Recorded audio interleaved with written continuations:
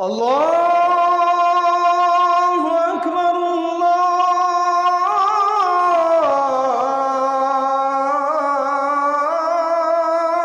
আকবার।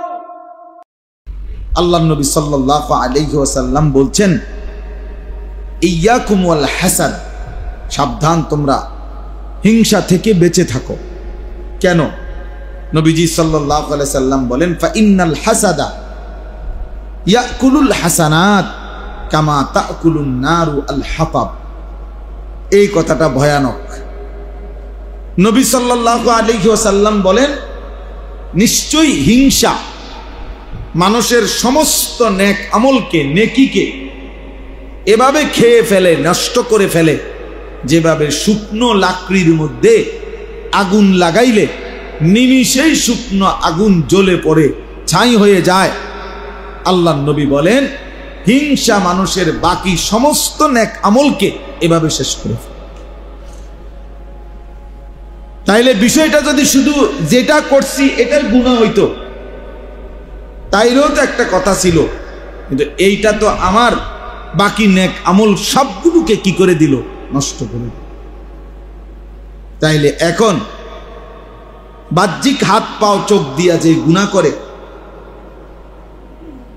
কারো কোনো কিছু অন্যায়ভাবে নিয়ে নিল হাত দিয়ে, এটা গুনাহ, কিন্তু এটার গুনাহ, কিন্তু অন্য নেক আমল আছে তার। কিন্তু হিংসা করলো দিল দিয়া, তো এটা শুধু হিংসার গুনাহ লেখা হবে এটা না, বরং এটা তার বাকি নেক আমলগুলোকেও খেয়ে ফেলবে, নষ্ট করে ফেলবে, বরবাদ করে ফেলবে। এই জন্য বাহ্যিক অঙ্গ প্রত্যঙ্গের যেই রোগ মানে গুনাহ, এগুলোর থেকে যেরকম বিরত থাকা, তার চাইতে 100 গুণ, 1000 গুণ, লক্ষ গুণ অন্তরের মধ্যে যেই রোগ, তার থেকে বিরত থাকা, তার থেকে বিরত থাকা। এজন্য আমরা এই ইসলাহি মাহফিল ব্যক্তিগতভাবে, আপনারা জানেন দেবিদ্দার এই দারুল উলুম মাদ্রাসায় প্রতি বছর মধ্যমাকৃতিতে বাহিরে একটা বার্ষিক মাহফিল হয়। আমিও আলহামদুলিল্লাহ বশির ব্যক্তিগতভাবে যেহেতু আমারে অনেক মহব্বত করে, এই সুবাদে সবসময় আমাদের সাথে থাকে। ফলে বিগত কয়েক বছর ধরেই আমরা এই বার্ষিক মাহফিলে আসার চেষ্টা করি এবং এসেছি আলহামদুলিল্লাহ। এরপরেও পৃথকভাবে, আলাদাভাবে আবার আজকের এই ছোট্ট ইসলাহি মজলিস, তাহলে এটার আর কি দরকার? এটা কি? এটা হলো মূলত মানুষের অন্তর রোগের যে চিকিৎসা, আমাদের অন্তরের ভিতরে, দিলের ভিতরে বিধ্বংসী, জীবন বিধ্বংসী, আখিরাত বিধ্বংসী, সমস্ত আমল বিনষ্টকারী অনেক মন্দ স্বভাব আছে। এই মন্দ স্বভাবগুলোর ইসলাহ, সংশোধন করার জন্য একটি আলাদা প্রোগ্রাম, আলাদা মজলিস, আলাদা একটা ফিকিরের নাম ইসলাহি মজলিস। এই জন্য ইসলাহে মানে সংশোধন করা। তো কি সংশোধন করা? কি বিল্ডিং ঠিক করা, না ফ্রিজ নষ্ট হয়ে গেছে এটা ঠিক করা, না চেয়ার ভাঙিয়া গেছে এটা ঠিক করা? সংশোধন করা মানে একটা কিছু তো ঠিক করা। তো এই ঠিক করাটা এগুলো না, বরং আত্মসংশোধন করা, দিল সংশোধন করা, কলিজা সংশোধন করা, কলব সংশোধন করা, কলব সংশোধন, ইসলাহে কলব, ইসলাহে নফস, এটাই আত্মশুদ্ধি। এটাই ইসলাহি মাহফিলের মূল মর্ম, মূল ফিকির। আমাদের সমাজের অনেক মানুষ, আমরা, আমিও, আপনিও, অসংখ্য মন্দ স্বভাব আমাদের ভেতরে আছে, অন্তরের রোগ, কিন্তু আমরা এগুলারে পাত্তাও দেই না, তেমন কিছু মনেও করি না। কিন্তু এটা বহুত বড় ক্ষতিকারক, বহুত বড় ক্ষতিকারক, বহুত বড় ক্ষতিকারক।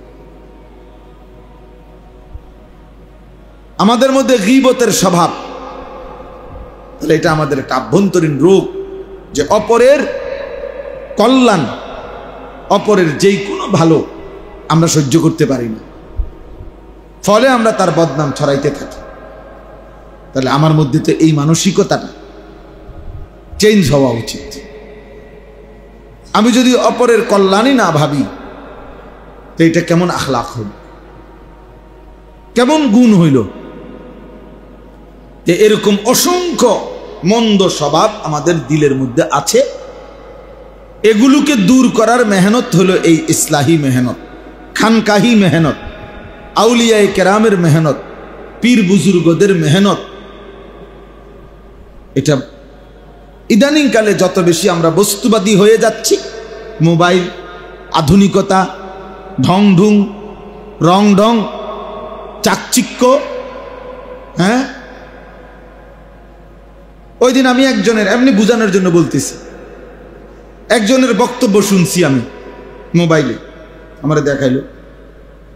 উনি একটা প্রতিষ্ঠানে বাচ্চাদেরকে কোরআন সুন্নাহর জ্ঞানে জ্ঞানী করবে, ইসলামিক স্কুল কি যেন নাম, এটা উনি এইটার উপরে এই প্রিন্সিপাল বা প্রতিষ্ঠাতা যিনি, উনি প্রায় 30 মিনিটের কম হবে না, উনি এটা বুঝাইছে আর কি, যে বাচ্চাদেরকে কোরআন সুন্নাহর আলোকে আলোকিত করবে ইসলাম স্কুলের পরেও। এখন আমি ওনার এই বক্তব্যটা শুনছি পুরাটা মনোযোগ দিয়ে, একেবারে পুরাটা। এখন আমি খুব খেয়াল করছি, তাকাইয়া শুনছি, লক্ষ্য করলাম যে 40 মিনিট উনি বক্তব্য দিল, প্রতিটা লাইনের মধ্যে, প্রত্যেক লাইন কথার মধ্যে উনি 3টা-4টা করে ইংরেজি শব্দই বলছে, কিন্তু 40 মিনিটে ওনার মুখ দিয়া এক কিংবা রাসূলুল্লাহ সাল্লাল্লাহু আলাইহি সাল্লামের হাদিস আমি শুনি নাই। উনি তার বাচ্চা করে কোরআন সুন্নাহর জ্ঞানে জ্ঞানী করেন। তা আপনি যে শুধু ইংরেজি কইলেন, আপনি কি বুঝাইতে চাইলেন? আমরা বোকা মানুষ, হ্যাঁ, আমরা বোকা মানুষ। আপনি ধর্মীয় জ্ঞানে পারদর্শী করবেন এরকম। এই জন্য বললাম, আমাদের এই ফিকিরটা, ইসলাহি মজলিস, ইসলাহি ফিকির, মূলত এটা একটা ফিকির, এটা একটা আবহমান কালের মেহনত। এদেশে পীর বলেন, বুজুর্গ বলেন, আউলিয়া বলেন, আল্লাহর নেক বান্দা মুত্তাকিরা বলেন, যুগ যুগ ধরে যা করছে তা ভিন্ন কিছু না, বরং কোরআনুল কারীমের মধ্যে আছে। আল্লাহ তাআলা বলছেন, আমাদের নবী সাল্লাল্লাহু আলাইহি সাল্লামকে মহান আল্লাহ পাক রব্বুল আলামিন এই পৃথিবীতে যে পাঠিয়েছেন, এই পৃথিবীতে কেন পাঠাইছেন, এই কথাটা আল্লাহ তাআলা কোরআনে 4 বার উল্লেখ করছে। কোরআনুল কারীমের 4টি আয়াতের মধ্যে সূরা বাকারাতে 2 বার, সূরা আলে ইমরানে 1 বার, সূরা জুমআ একটা সূরা আছে এটাতে 1 বার, এই মোট 4 বার আল্লাহ বলছে কেন নবীকে পাঠাইলেন এই পৃথিবীতে। এই 4 বারেই আল্লাহ তাআলা বলছে 3 উদ্দেশ্যে। কয় উদ্দেশ্যে? 1 নাম্বার, এই কোরআনুল কারীমের তেলাওয়াতের জন্য, ইয়াতলু আলাইহিম আয়াতিহি। 1 নাম্বার উদ্দেশ্য কোরআনুল কারীমের বিশুদ্ধ তেলাওয়াত। উম্মতের প্রত্যেকটা সদস্য, মুসলমানের প্রত্যেক সদস্য, ইমানদারের প্রতিটা সদস্য, ওই দোস্ত এখানে কথা বলো না, ওই ভাই, এই নওজোয়ান, এটা মসজিদ, ব্যক্তিগত কথা বলো না, নিজস্ব কথা থাকলে বাইরে যাও। তো ইয়াতলু আলাইহিম আয়াতিহি, প্রতিটা মুমিন, প্রতিটা ইমানদার আল্লাহর কোরআন তেলাওয়াত করবে, কোরআন শিখবে, বিশুদ্ধ কোরআন উচ্চারণ করবে। আপনি একটা ভাবেন তো, যদি 2 লাখ সাহাবী থাকে, কথার কথা 1.5 লাখ সাহাবী ছিল মনে করেন নবী সাল্লাল্লাহু আলাইহি সাল্লামের এর মধ্যে আপনার কি মনে হয় কয় পার্সেন্ট কোরআন শরীফ শুদ্ধ পড়তে পারতেন? কয় পার্সেন্ট? 100%। কথা বলেন না, কয় পার্সেন্ট? 100%। 100%। তাহলে একজন মুসলমান, একজন মুমিন, আমাদের নবী সাল্লাল্লাহু আলাইহি সাল্লামের ঈমানদার উম্মত, অথচ আল্লাহর কোরআন সে পড়তে পারে না, এটা কল্পনাই করা যায় না, এটা হতেই পারে না, হতেই পারে না। এ উম্মতে মুহাম্মাদীর অন্তর্ভুক্ত ঈমানদার হতেই পারে না। এ তার নবীকে চিনেই না, তার সাথে তার নবীর কোনো সম্পর্ক নাই, দুনিয়ার অন্য কারো সম্পর্ক আছে। এই মিথ্যা দাবিদার যদি হাজার কোটি বারো চিৎকার করে বলে আমি নবী সাল্লাল্লাহু আলাইহি সাল্লামকে চিনি, মহব্বত করি, ভালোবাসি, এই মিথ্যা দাবি, মিথ্যা দাবি, মিথ্যা দাবি, এটা ধোঁকা, ধোঁকা, ধোঁকা, ধোঁকা, এটা ধোঁকা। কারণ তিনি 1 নম্বর পৃথিবীতে আসছেন ইয়াতলু আলাইহিম আয়াতিহি, এবং তিনি 23 বছর কোরআন উচ্চারণ করে করে উম্মতকে ডাকছেন। 23 বছর আল্লাহ ওনার কাছে কোরআন নাজিল করছে। কোরআনবিহীন কোনো মাস যায় নাই, কোরআনবিহীন কোনো সপ্তাহ যায় নাই, কোরআনবিহীন কোনো দিন কাটে নাই।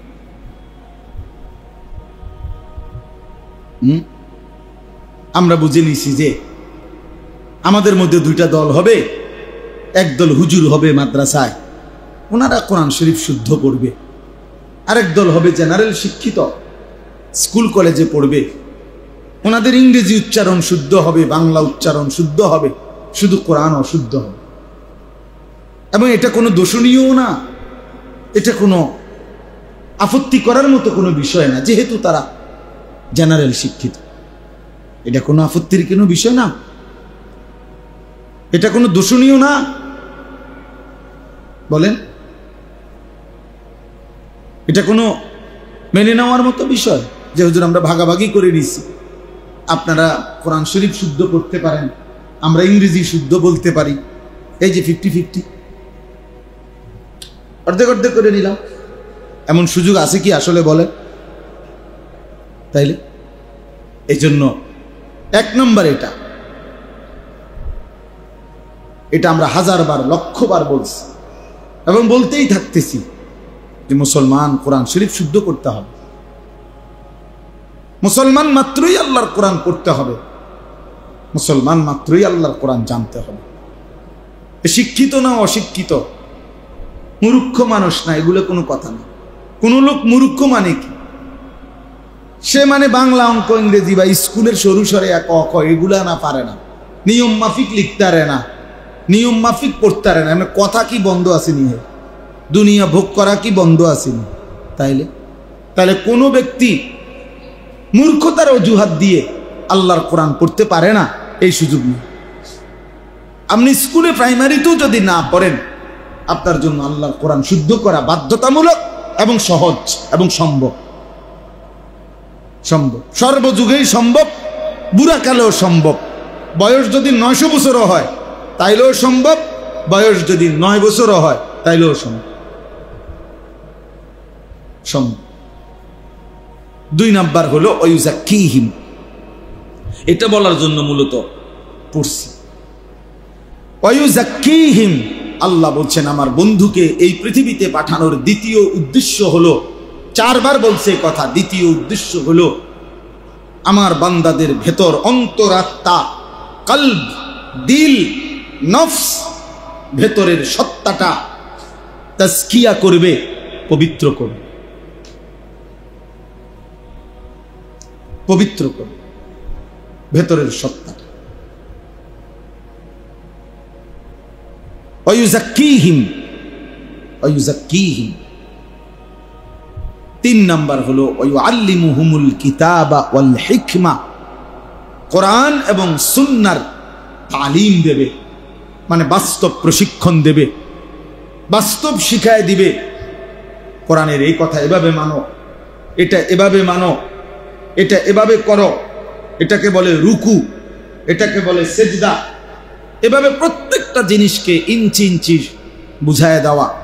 বাম পায়ে বাথরুমে ঢুকো, ডান পায়ে বের হও, হ্যাঁ, ডান পায়ে মসজিদে ঢুকো, বাম পায়ে বের হও, ডান দিকে কাত হয়ে ঘুমাও। এইভাবে মনে করেন একেবারে জীবনের সব কিছু নড়া চড়া উঠা বসা কোরআন সুন্নাহর আলোকে আল্লাহ পাকের মর্জি মতে শিখায়া দেওয়া, তালিম দিয়ে দেওয়া, প্রশিক্ষণ দিয়ে দেওয়া, প্র্যাকটিক্যাল বুঝাইয়া দেওয়া। আল্লাহ বলেন এই উদ্দেশ্যে আমি আমার রাসূলকে পাঠিয়েছি। তো কয়টা হইল? কথা বলেন না। একটা হলো মুতলাক, সাধারণভাবে কোরআন তেলাওয়াত, বিশুদ্ধ করা, বিশুদ্ধ তেলাওয়াত করতে থাকা। 2 নম্বর অন্তর পবিত্র করা। 3 নম্বর কোরআন সুন্নাহর আলোকে জীবন গঠন করা। আল্লাহ তাআলা কোরআনুল কারীমের মধ্যে বলছে এই 3টি বিহীন যে মানুষের জীবন, সে লাফি দালালিম মুবিন, সে স্পষ্ট পথভ্রষ্ট, সে গুমরাহ, সে পথহারা। সে মূলত পথ খুঁজে পায় নাই, পথ হারায় ফেলছে। যে কোরআনুল কারীম তেলাওয়াত করতে পারে না সে গুমরাহ। যে তার অন্তরকে পবিত্র করার চেষ্টা করে না সে পথহারা। যে কোরআন সুন্নাহর আলোকে জীবন গঠনের চেষ্টা করে না সে পথহারা। পথহারা তো কি পথহারা? বাজারের পথ না, ব্যবসার পথ না, আখিরাতের, জান্নাতের পথ। দুনিয়া মিলবে, আখিরাত মিলবে না। ওমা লাহু ফিল আখিরাতি মিন খালাক। আল্লাহ বলেন আখিরাতে কোনো অংশ হবে না। তো এখন এই মাঝখানের যেটা ওয়ায়ুযাক্কিহিম, তাহলে আমাদের প্রিয় নবী সাল্লাল্লাহু আলাইহি সাল্লামের এই পৃথিবীতে প্রেরণ করা, এর মধ্যেই অন্যতম উদ্দেশ্য হইল অন্তর পবিত্র করা। এটাই ইসলাহি মাহফিল, এটাই ইসলাহে নফস, এটাই আত্মশুদ্ধি, এটাই আত্মসংশোধন, এটাই তাজকিয়া। এই যেটা ওয়ায়ুযাক্কিহিমের অর্থ। অতএব নবী সাল্লাল্লাহু আলাইহি ওয়াসাল্লামের মধ্যে তার জামানায় অন্তর বিশুদ্ধ করার মেহনত চলমান ছিল। একটা যে কয়েকজন মনোযোগ দিয়ে শুনতেছেন আপনাদেরকে বলি, একটা বিখ্যাত হাদিস আছে। আমাদের প্রিয় নবী সাল্লাল্লাহু আলাইহি সাল্লামের কাছে একদিন জিবরাইল আলাইহিস সালাম এসে নবীজি সাল্লাল্লাহু আলাইহি সাল্লামের সামনে বসে কয়েকটা প্রশ্ন করছিলেন। এই প্রশ্নটা, এই হাদিসটা, হাদিসে জিবরাইল বলে এটারে। এটা বিখ্যাত হাদিস, আমাদের মাদ্রাসায় পড়ার জীবনে সব তালেবে ইলম এটা জানে। এটা একটা সুপ্রসিদ্ধ হাদিস, সব কিতাবে আছে। তো ওই কিতাবের মধ্যে আছে যে জিবরাইল মানুষের আকৃতিতে নবীজি সাল্লাল্লাহু আলাইহি সাল্লামের কাছে এসে সাহাবায়ে কেরামের উপস্থিতিতে একদম নবীজির হাঁটু বরাবর সামনে মুখোমুখি বসে নবীজি সাল্লাল্লাহু আলাইহি সাল্লামকে প্রথম প্রশ্ন করছিল, মাল ইসলাম, হে আল্লাহর নবী, ইসলাম কি?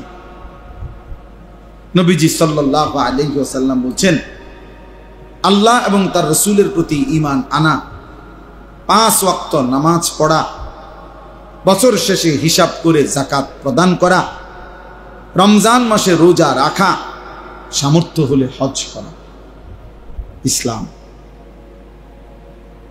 তিনি বললেন, সাদ্দাক্তা, আপনি সঠিক বলেছেন। হযরত ওমর রাদিয়াল্লাহু তাআলা আনহু বলেন, আমরা অবাক হচ্ছিলাম, লোকটা নিজেই প্রশ্ন করছে আবার সেই বলতেছে সঠিক বলেছেন। তাই আমরা বুঝতেছিলাম যে এই লোকটা ভিন্ন কেউ, নাহলে এটা তো সিস্টেম হইতে পারে না যে জানতে চাচ্ছে তাকে উত্তর বলার পরে আবার সে বলতেছে সঠিক বলেছে, তো বোঝা গেল সে আগের থেকেই জানে। এবার তিনি জিজ্ঞেস করলেন, মাল ঈমান, হে আল্লাহর নবী সাল্লাল্লাহু আলাইহি সাল্লাম, ঈমান কি?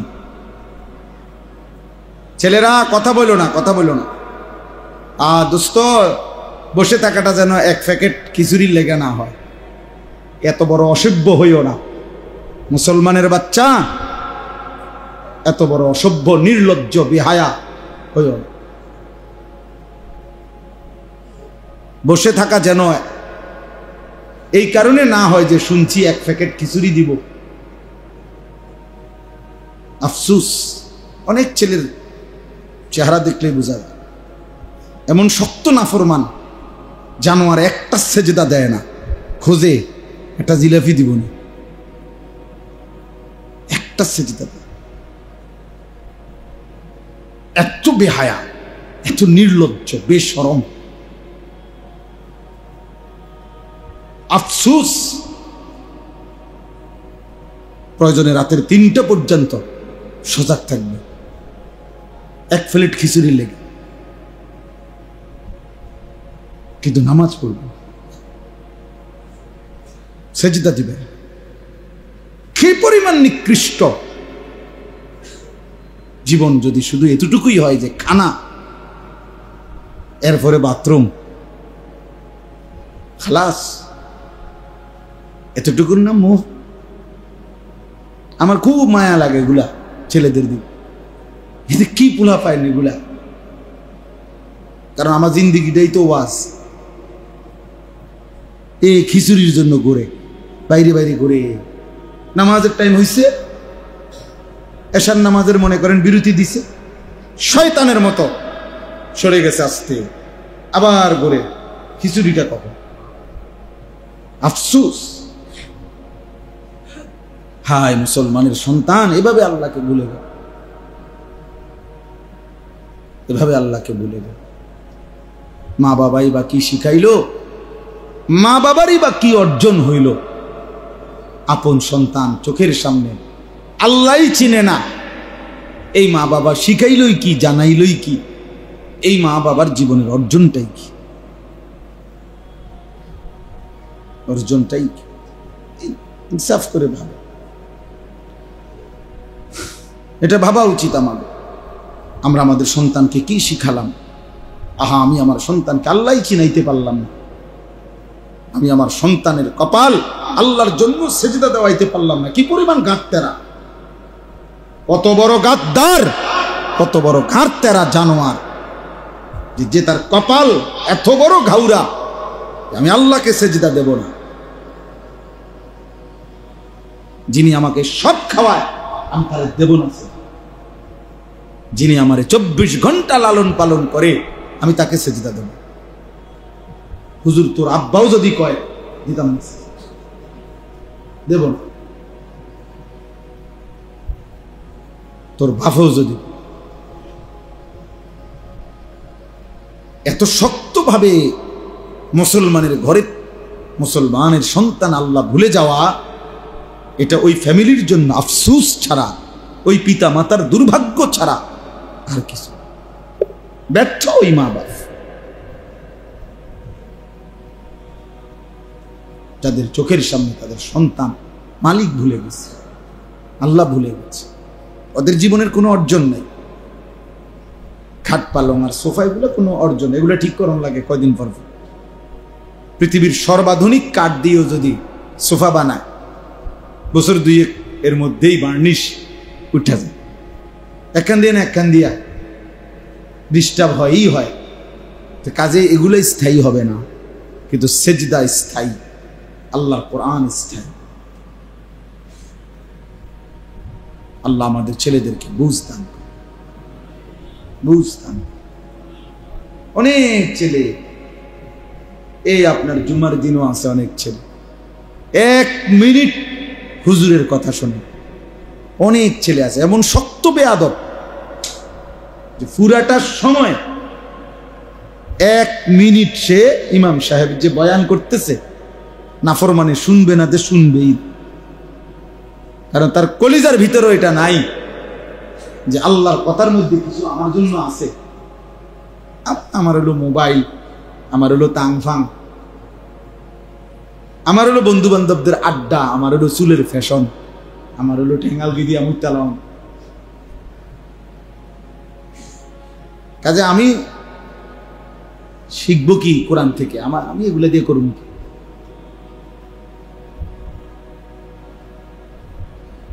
আফসুস। তো আল্লাহ নবী সাল্লাল্লাহু আলাইহি সাল্লাম সাহাবী আরে জিব্রাইল উনাকে জিজ্ঞেস করলেন মাল ঈমান। দ্বিতীয় প্রশ্ন নবী সাল্লাল্লাহু আলাইহি সাল্লাম বললেন আন তুমিনা বিল্লাহ ওয়া মালাইকাতিহি ওয়া কুতুবিহি ওয়া রুসুলি ওয়াল ইয়াউমিল আখির ওয়াল কদরি খাইরিহি ওয়া শাররিহি মিনাল্লাহি তাআলা। আল্লাহর প্রতি ঈমান আনা, ফেরেশতাদের প্রতি ঈমান আনা, আল্লাহর আসমানি কিতাবের প্রতি ঈমান আনা, সমস্ত রাসূলগণের উপরে ঈমান আনা, আখিরাত দিবসের প্রতি ঈমান আনা, তাকদীরের ভালো মন্দের উপরে ঈমান আনা, এটা ঈমান। এখন দেখেন এক মানুষের জীবনের মোটা দাগের মৌলিক জিনিস এই দুইটাই, একটা হলো ঈমান আর একটা হলো ইসলাম। তো নবীজি তো এটা বলেই দিছে, একটা হলো অন্তরের কিছু বিশ্বাস আর একটা হলো বাহ্যিক কিছু কর্মের আমল। কিন্তু এরপরে 3 নম্বরে জিব্রাইল আরেকটা প্রশ্ন করছে, মাল ইহসান, ইয়া রাসূলুল্লাহ ইহসান কি? নবীজি বলছেন এই ইসলামের সমস্ত বন্দিগি, সমস্ত ইবাদত, আনতা আবুদাল্লাহ কাআন্নাকা তারাহু ফাইন লাম তাকুন তারাহু ফাইন্নাহু ইয়ারাক। এভাবে আল্লাহর ইবাদত করা, এভাবে নামাজ, এভাবে রোজা, এভাবে যাকাত, এভাবে হজ, এভাবে রুকু, এভাবে সেজদা, এভাবে জিকির, এভাবে তেলাওয়াত, এভাবে আল্লাহর বন্দিগি করা যেন তুমি সরাসরি আল্লাহকে দেখছো। যদি এতটুকু নাও পারো, কমপক্ষে এতটুকু তোমার কলিজার ভিতরে একদম মজবুত করে বসা আছে যে আল্লাহ আমাকে দেখছে, আল্লাহ আমাকে দেখছেন, আল্লাহ আমাকে দেখছেন। আমার রুকু আল্লাহ দেখতেছেন, আমার সেজদা আল্লাহ দেখতেছেন, আমার রাত আল্লাহ দেখতেছেন, আমার দিন আল্লাহ দেখতেছেন, আমার হাসি আল্লাহ দেখতেছেন, আমার কান্না আল্লাহ দেখতেছেন, আমার মোবাইলের ছবি দেখা আল্লাহ দেখতেছেন, আমার নারীর উলঙ্গ ছবি দেখা আল্লাহ দেখতেছেন, আমার সাদাকা আল্লাহ দেখতেছেন, আমার জিকির আল্লাহ দেখতেছেন, আমার তাহাজ্জুদ আল্লাহ দেখতেছেন। কমপক্ষে এতটুকু হবে, এর নিচে কোনো স্তর নাই। আমিও আল্লাহকে দেখতেছি না, আবার আমার অন্তরে এই কথাও নাই যে আল্লাহ আমাকে দেখতেছে, কোনোটাই নাই। এটা ঈমানও হয় না, ইসলামও হয় না।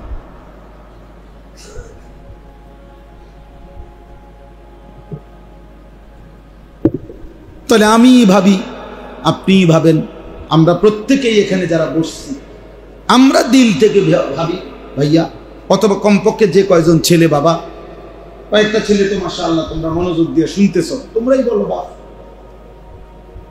তোমার জীবনটা এমন হলো কিনা কখনো যার যেটুকু হায়াত যে আমি আল্লাহকে দেখছি, অথবা কমপক্ষে তিনি আমাকে দেখছেন। আলাম ইয়ালাম বিআন্নাল্লাহা ইয়ারা, রব্বুল আলামিন বলে জানো কি বান্দা, আমি কিন্তু সারাক্ষণ তোমাকে দেখি। আয়াহসাবু আন লাম ইয়ারাহু আহাদ, আল্লাহ বলে আমার বান্দা কি ভেবেছো তোমাকে কি কেউ দেখছে না? তুমি কি এই ভেবেছো, তুমি কি এই মনে করেছো বান্দা তোমাকে কেউ দেখে না? কেমনে ভাবলা বান্দা আমি তো সারাক্ষণ তোমাকে দেখি। লা তাখুযুহু সিনাতুন ওয়ালা নাওম, আল্লাহ বলে কোনদিন তো আমি তন্দ্রাও যাই না, ঘুমও যাই না। আল্লাযী ইয়ারাকা হিনা তাকুম, আল্লাহ বলে বন্ধু নবী আমার, আপনি যখন নামাজের জন্য দাঁড়ান আমি আপনাকে সরাসরি দেখতে থাকি, আপনাকে দেখি। ওয়া তাকাল্লুবাকা ফিস সাজিদিন, আল্লাহ বলে বন্ধু আপনি যখন রুকু দেন, সেজদা দেন, আপনি যখন আমার বান্দাদের সাথে নামাজ আদায় করেন, আমি আপনার রুকুও দেখতে থাকি, সেজদাও দেখতে থাকি। আমি তো সব দেখতে থাকি বন্ধু। আল্লাহ যেন ডাক দিয়ে বলে আমার বান্দা যখন মোবাইলে নাচ দেখছো আমি কিন্তু দেখতেছি বান্দা।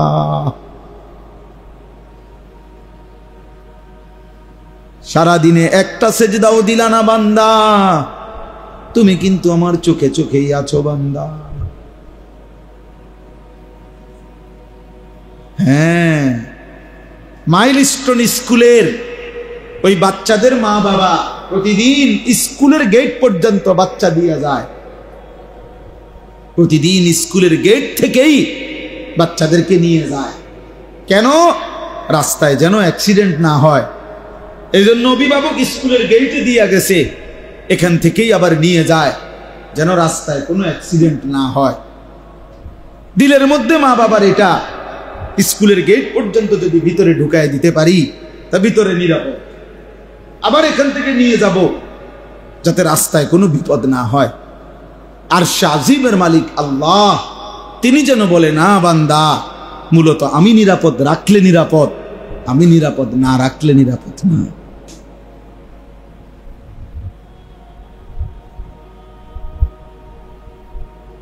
আমি নিরাপদ রাখলে রাস্তাও নিরাপদ, আমি নিরাপদ না রাখলে ঘরেও নিরাপদ। কি ভাই, আমি এই মাত্র এখন এই মাহফিলের দিকে আসার সময় এখন মাত্র মাইলস্টোন স্কুলের একজন শিক্ষকের সাথে কথা বলছি, এখন কথা বলতে বলতে। আমাদের খুব কাছের একজন মানুষ আছে, এক সময় আমাদের এই বাংলাদেশে একজন বড় বুজুর্গ, সারা দেশ ঘুরে ঘুরে বয়ান করতেন।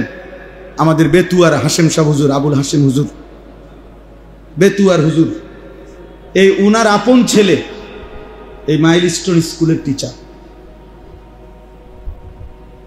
আমাদের সমবয়সী সাথী সফিউল্লাহ হাশিমি, ও আমাদের সমবয়সী। এখনো কথা বলছি যে দোস্ত, কি অবস্থা ভাইয়া আপনাদের এই শেষ হালাত, মানে প্রতিষ্ঠানের বাচ্চাদের, তারপর সব মিলাইয়া শুনলাম আর কি, তার থেকে খোঁজ নিলাম কি অবস্থা। তো উনি বলতেছে, যেই ভবনটা ভাঙছে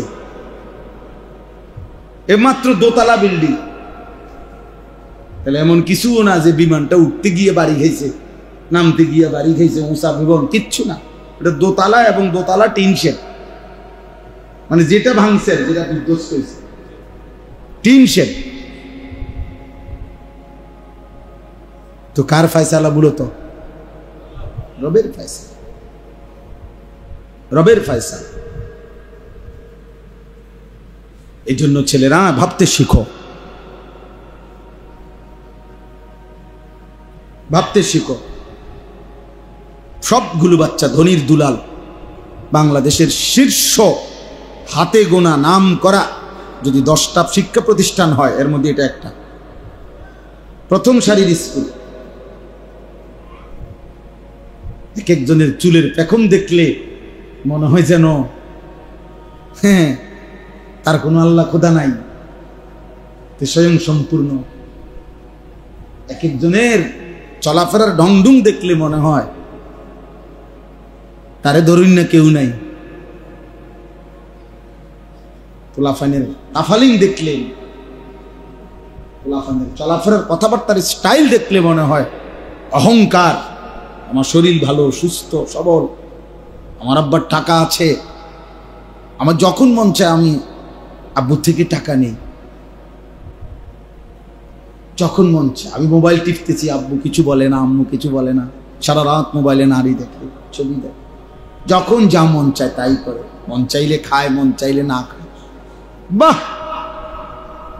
বাবা, মনে করছে পৃথিবীর কেউ যেহেতু কিছু বলে না, এভাবেই জীবন চলবে। না রে দোস্ত, সুখের জীবনও শেষ হয়, দুঃখের জীবনও শেষ হয়, সেজদার রাতও ভোর হয়, নেশার রাতও ভোর হয়, মদখোরও রাত ভোর হয়ে যায়, সেজদাওয়ালার রাতও কি হয়ে যায়? ভোর হয় না?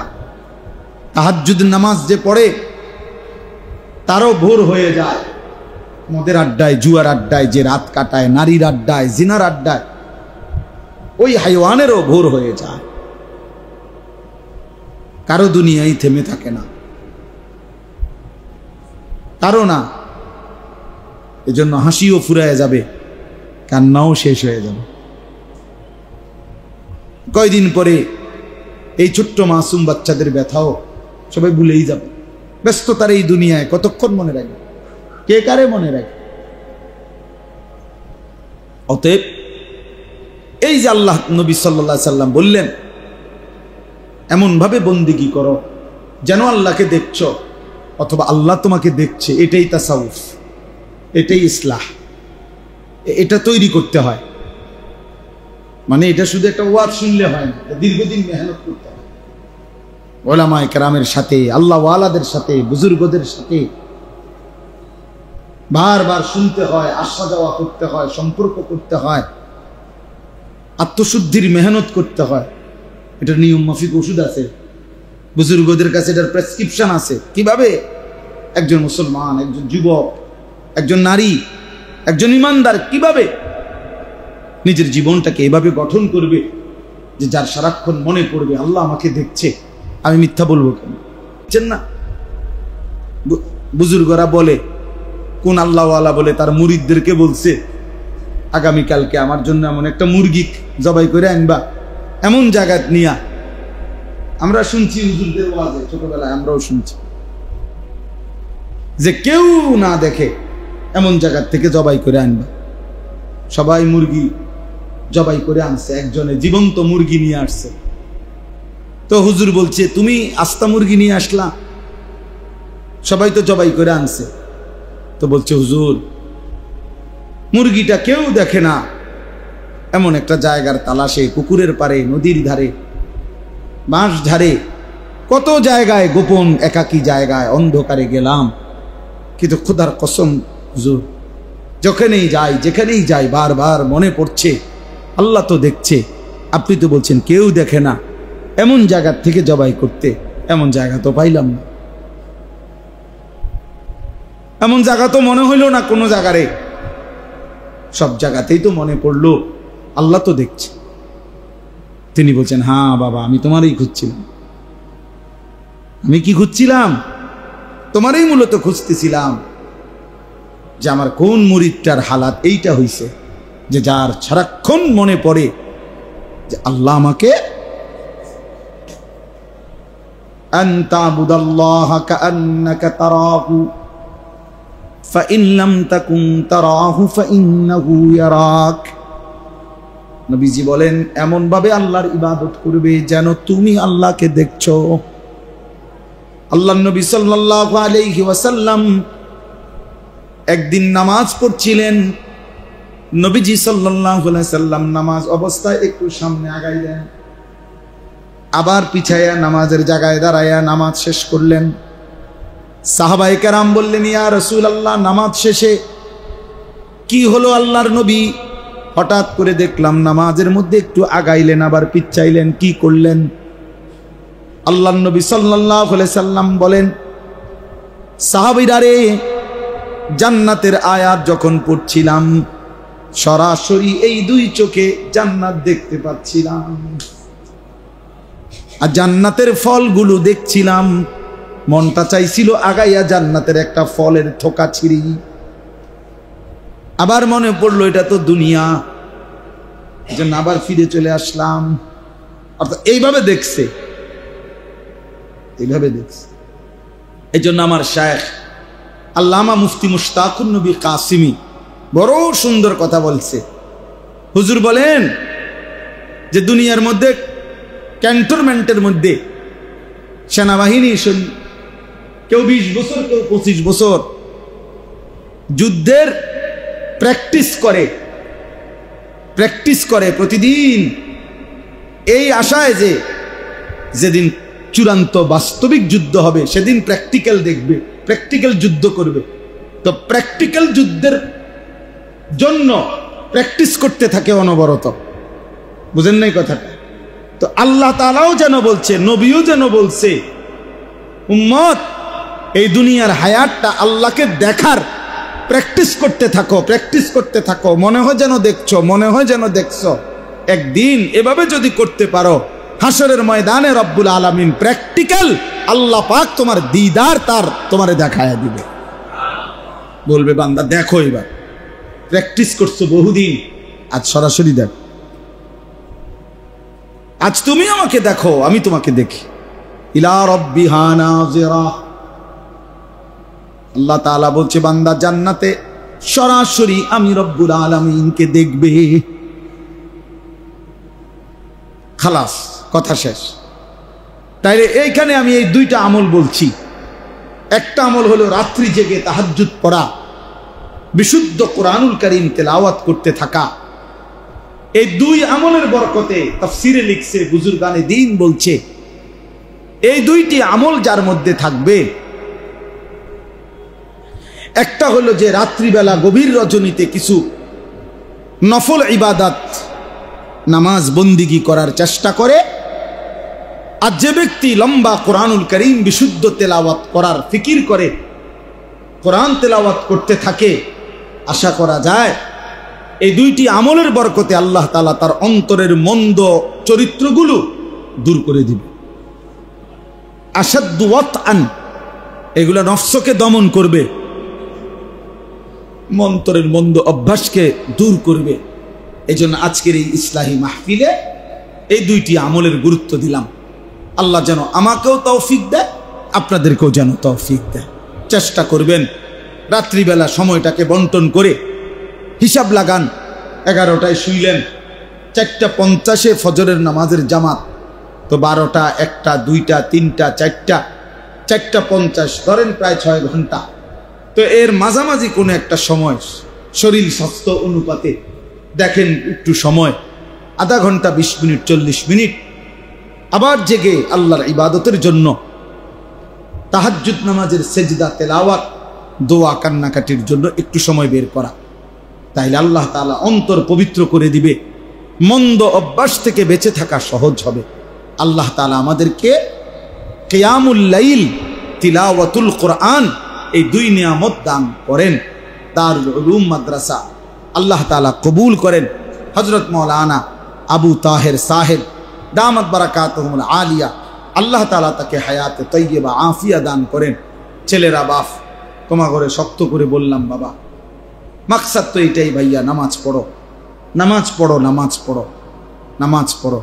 কিশোর নওজোয়ান, নামাজ পড়ো, আল্লাহকে চিনো ভাইয়া, দিন শিখো, অল্প হোক। স্কুলে পড়ো মানা নাই, কলেজে পড়ো মানা নাই, যেখানেই পড়ো মানা নাই, কিন্তু আল্লাহকে ভুইলো না, নামাজকে ভুইলো না। 2 রাকাত নামাজ ঠিক করো, 10টা সূরা ঠিক করো, ওযু গোসল ঠিক করো, নিজের ঈমান আমল ঠিক করো। কি বললে, কি বিশ্বাস করলে, কি করলে কুফরি হয়, শিরিক হয়, ঈমান চলে যায়, মুসলমানের পরিচয় থেকে বাদ হয়ে যায়। এটা জানা দরকার, বুঝা দরকার, এটা শেখা দরকার, শেখা দরকার। এজন্য আলহামদুলিল্লাহ আমার মাদ্রাসা কুমিল্লা ক্যান্টনমেন্ট, ময়নামতি সাহেবের বাজার, এই মাদ্রাসায় ইনশাআল্লাহ আগামী এই সামনের মাসের 5, 6, 7 এই 3 দিন, মঙ্গলবার, বুধবার, বৃহস্পতিবার, 3 দিন 15 থেকে 30 বছর বয়সী, 30 বছরের নিচে স্কুল, কলেজ, বিশ্ববিদ্যালয়ের যেই কোনো ছাত্র, সারা বাংলাদেশের যেই কোনো ছাত্র এই বয়সী, হয় পড়ালেখা করছে অথবা আগে করছে, এখন করে না, এমন যেই কোনো ছেলে আমার এই মাদ্রাসায় ইনশাল্লাহ আমরা আয়োজন করছি 3 দিন ব্যাপী। আমি নিজেও থাকব ওই 3 দিন, মাহফিলে যাব না, রাত দিন থেকে। আমার সাথে প্রায় 27 জন আলেম আছে। আমার মাদ্রাসার 11 জন উস্তাদ, মাদ্রাসা তখন বন্ধ থাকবে, কিন্তু 11 জন উস্তাদ মাদ্রাসায় থাকবে। 20 জন ছাত্র, বড় বাছাই করা হাফেজ, তারা থাকবে ইনশাআল্লাহ। এই 20 জন হাফেজে কোরআন ছাত্র থাকবে, 11 জন উস্তাদ থাকবে, আর আমার সাথে কিছু নওজোয়ান আলেম আছে, ওনারা থাকবে। সবাই মিলে ইনশাআল্লাহ, আমি নিজের সহ যে কয়জন ছেলে সারা বাংলাদেশ থেকে এই 3 দিনের জন্য আসবে, এটা একটা কোর্স, তারবিয়াতি কোর্স, প্রশিক্ষণ কোর্স। আমরা সেখানে তাদেরকে 3 দিন লাগাতার থাকতে হবে। মঙ্গল, বুধ, বৃহস্পতিবার আমরা নিয়ত করছি যে নির্দিষ্ট কয়েকটি সূরার মশক করানো হবে। নামাজকে প্র্যাকটিক্যাল একবারে ধরে ধরে শেখানো হবে। সূরা, কেরাত, তাশাহুদ, দুরুদ শরীফ, দোয়ায়ে মাসুরা, দোয়ায়ে কুনুত, রুকু, সেজদা, এগুলোর তাসবিহ সহ প্রয়োজনীয় মাসআলা মাসাইল শেখানো হবে। ওযু, গোসল, তায়াম্মুম সহ পাক পবিত্রতার জরুরি মাসাইল শেখানো হবে। ঈমান, কুফর, শিরিক ও নিফাক সম্পর্কে মৌলিক আলোচনা বলা হবে। কিশোর যুব চরিত্র বিধ্বংসী গুনাহ ও তার প্রতিকার সম্পর্কে বিশদ আলোচনা করা হবে। একজন কিশোর যুবকের চরিত্র নষ্ট হয় কি কি মন্দ অভ্যাসের কারণে, সেগুলো আসলে কিছু বিষয় আছে এমন, এই বয়সী ছেলেদেরকে আলগা যদি বলা যাইতো আর একটু ভালো হইতো। তা আপনাকে বয়স্ক মানুষের কারণে, মাইক চারিদিকে চলার কারণে অনেক কথা বলা যায় না, যে তোমার এই মন্দ অভ্যাসটা তোমার শারীরিক ক্ষতিও করে, আখিরাতের ক্ষতিও করে। এটা আমরা ইনশাল্লাহ ওইখানে পেশ করার চেষ্টা করব। দৈনন্দিন কাজের সুন্নাত এবং মাসনুন দোয়া আলোচনা হবে। জরুরি মাসআলা মাসাইল এবং প্রশ্নোত্তর, ছেলেদের জিজ্ঞাসার উত্তর দেওয়া, সেটাও করা হবে ইনশাআল্লাহ। আমার শায়েখ আল্লামা মুফতি মুশতাকুন নবী কাসিমি হুজুর তৃতীয় দিন বৃহস্পতিবার হুজুর জোহরের পরে বয়ান করবেন। আল্লামা মুফতি আমজাদ হুসাইন সাহেব মুরাদনগর বড় মাদ্রাসার, তিনি আসবেন। আমাদের প্রিয় ভাই মাওলানা ইউসুফ বিন ইকবাল, তিনি আসবেন ইনশাআল্লাহ। মাওলানা ইয়াহিয়া ইউনুসি কোম্পানিগঞ্জ মোরগ বাজার মসজিদের খতিব, তিনি কথা বলবেন। আমি একজন বড় ডাক্তার দাওয়াত দিছি কুমিল্লা শহরের, ডাক্তার মাহবুব মুর্শেদ, ওনারে বলছি যে স্যার, একটা ছেলে তার চরিত্র নষ্ট করলে তার শারীরিক ক্ষতিটা দুনিয়াতে কি হয় এইটা আমনে বলবেন। আমি তো আখিরাতেরটা বলি আমরা, আমনে বলবেন তার দুনিয়াবি ক্ষতিটা কি। তো স্যারেও ইনশাল্লাহ আসবে, ডাক্তার মাহবুব মুর্শেদ সাহেব।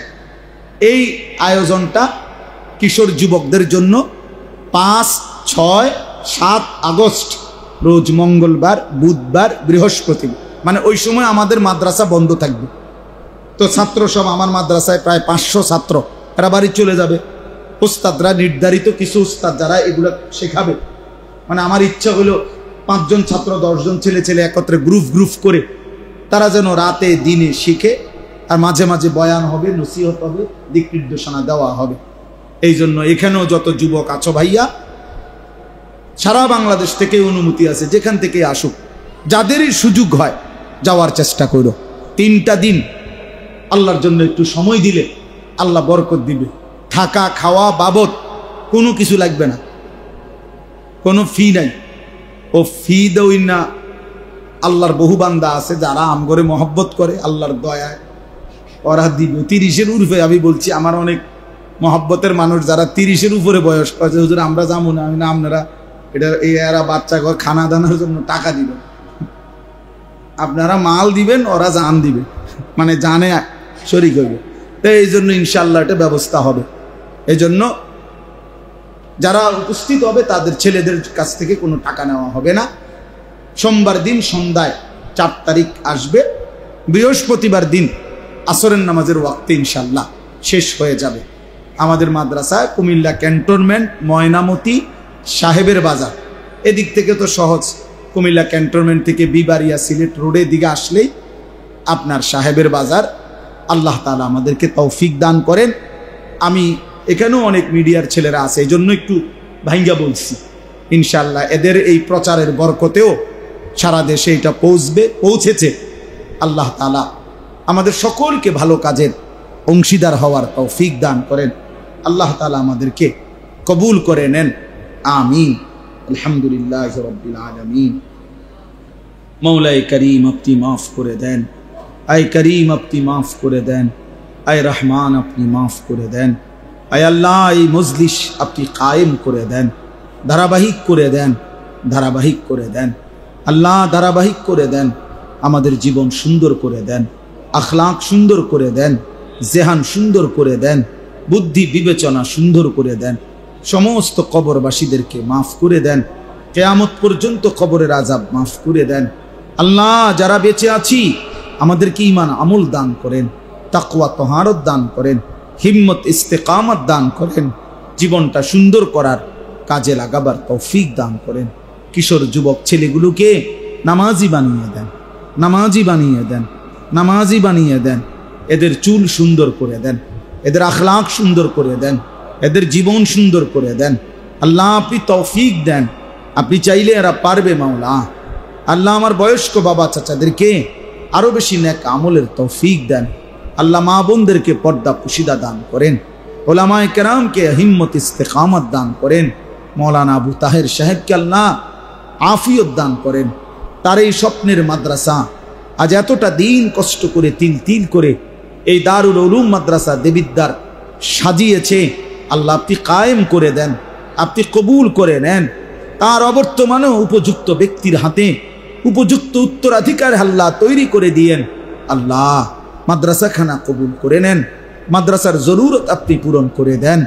আল্লাহ এলাকাবাসীকে মাদ্রাসার সাথে সম্পৃক্ত ভালোবাসার মানুষে পরিণত করে দেন। রব্বির হামহুমা কামা রব্বায়ানি সগীরা। সুবহান রাব্বিকা রব্বিল ইজ্জাতি আম্মা ইয়াসিফুন, সালামুন আলাল মুরসালিন, ওয়ালহামদুলিল্লাহি রাব্বিল আলামিন।